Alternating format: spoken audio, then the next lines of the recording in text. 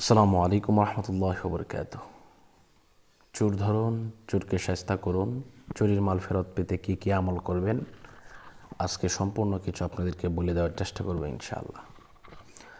আল্লাহ পাক রব্বুল আলামিন পবিত্র কালামুল্লাহ শরীফের মধ্যে ৬,৬৬৬ খানা আয়াত নাজিল করে দিয়েছেন।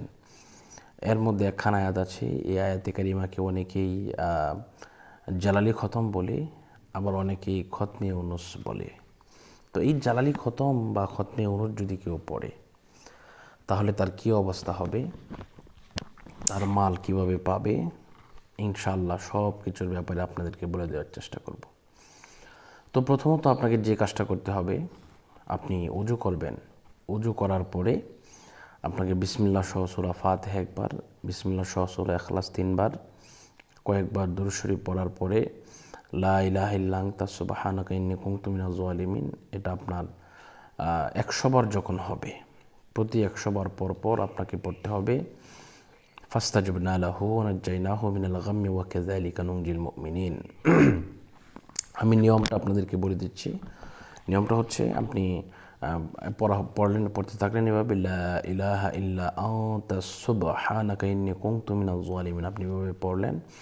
যখন এটা ১০০ বার হয়ে যাবে, আপনার প্রতি ১০০ বার পর পর আপনাকে পড়তে হবে লা ইলাহা ইল্লা আনতা সুবহানাকা ইন্নী কুনতু মিনাজ জালিমিন ফাস্তাজবনা লাহু ওয়া নাজ্জাইনাহু মিনাল গাম্মি ওয়া কাযালিকা নুনজিল মুমিনিন। এভাবে ইনশাল্লাহ পড়বেন। তো আলহামদুলিল্লাহ, এইভাবে যদি পড়েন তাহলে অবশ্যই আপনি সমস্ত কিছু থেকে আপনি বিরত থাকবেন। আপনার যত ধরনের বালা মুসিবত হচ্ছে, সমস্ত কিছু থেকে আল্লাহ আপনাকে হেফাজত করবেন। ফাল্লাহু খায়রুন হাফিজা ওয়া হুয়া আরহামুর রাহিমিন।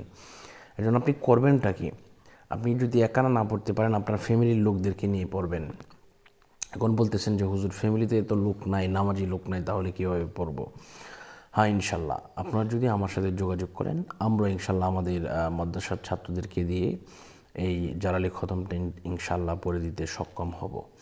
যারা আমার সাথে যোগাযোগ করতে চান, এই নাম্বারে যোগাযোগ করবেন 016-430-63744। ইনশাল্লাহ আপনারা যদি যোগাযোগ করেন, ইনশাল্লাহ আমি এই জালালি খতমটা পড়ে দিতে পারবো।